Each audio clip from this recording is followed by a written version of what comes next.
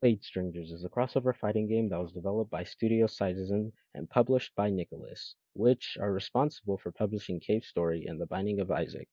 The game is a 2D fighting game that features many different characters from many different Nicalis games, all of which are summoned to help the moats to defeat Lena.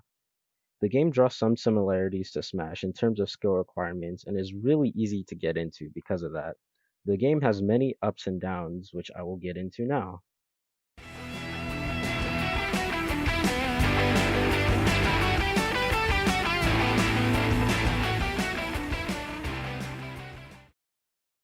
The plot of Blade Strangers is like the plot of any crossover fighting game.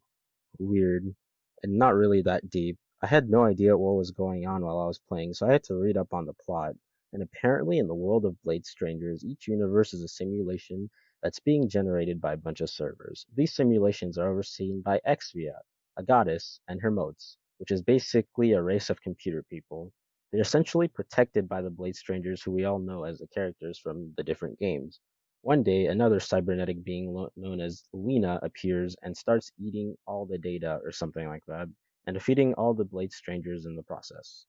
So in order to combat this, Exvia and the mode summon characters from worlds Lena hasn't consumed yet. They then alter their memories and make them all fight in a tournament, and whichever one comes up on top becomes the next Blade Stranger and is tasked on defeating Lena.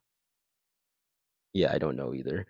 Each of the character stories follow the same basic premise, and once you defeat Lena, you're given the power of the Blade Stranger, and you're then tasked to protect the rest of the worlds, and then you literally fly off into space. The only exception to this is Lena herself. In her case, when you beat the story, the world ends and a fake error message shows up, rebooting the game.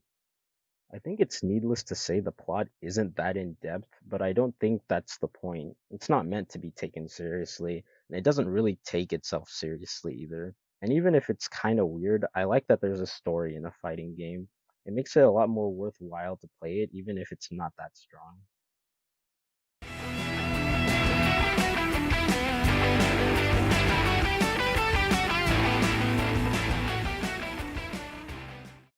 Blade Strangers is actually the simplest fighting game I've ever played. It's one of those games with a low skill floor, so it's easy to get into, but if you want to do crazy things, you can work on that as well. It's not really anything revolutionary though. Think of it like playing Guilty Gear on stylish, and then making it even more simple. You can pull off fancy looking combos while only pressing 3 buttons. The main focus of combat is filling up a gauge in the corner of the screen, which is called the energy gauge. The gauge fills up the most when you are the one doing damage and can fill up to a max of 3 times. You can use the gauge to either chain attacks or use a special attack. The special attack button can be pressed up to 2 times. Pressing it once executes a special attack, while pressing it twice brings up a stronger version of the special attack. The only exception to this rule is Gunvolt, who can use it for all 3 gauges. If you get below a certain amount of health, you can activate Heat Up. It wasn't something I used often, but I think it helped with attacking and defending. The game is very dependent on the energy gauge, and after each round, the gauge remains in the same spot as the previous round, which means it's very easy to snowball opponents, which is a flaw I noticed. But if you're good enough, it really shouldn't matter at all.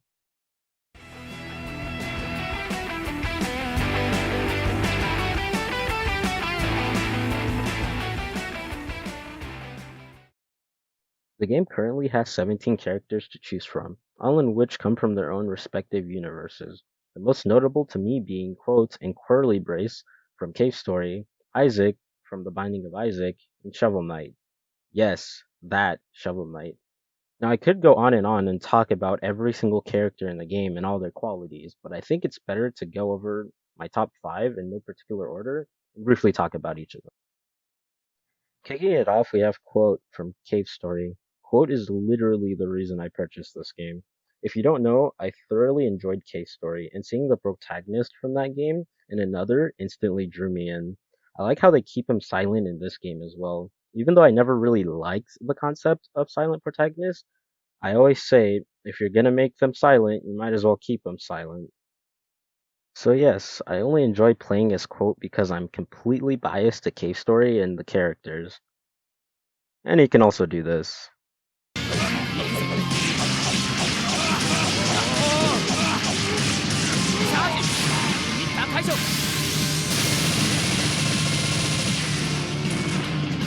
Curly Brace is also one of my favorites for the same reason as Quote, but I also like the way she plays. I like cheesing the game with her gun and just shooting my opponent from a distance because I'm bad at the game.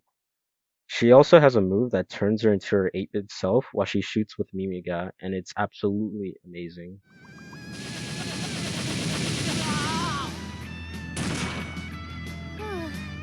Noko is a time-traveling detective who hails from the Umihara Kiwase series, and kinda looks like another detective I know.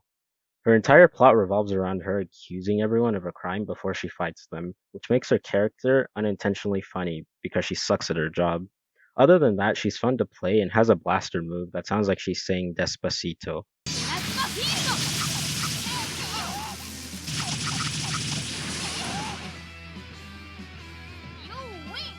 Next is Umihara Kawase herself.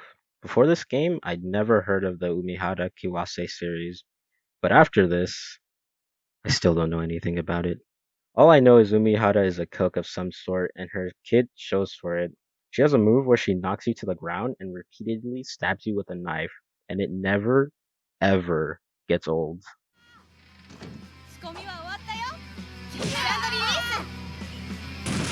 Finally, we have Helen, who is actually an original Blade Strangers character.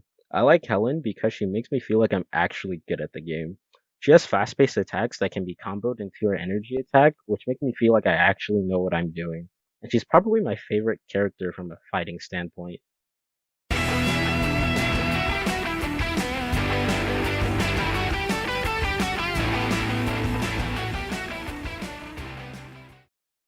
Blade Strangers is a very good game that's fun to play in your free time, but since there isn't really much complexity to it, you can't really play it for hours on end. It's something you'll be able to play for maybe an hour before it starts to get boring, but it's also cool dropping in from time to time when you have nothing else to do. It's good for the casual fighting game player, but it's not anything special. If you want to relax and have a good time, this is the game for you. But if you want something more competitive and similar, just play Guilty Gear.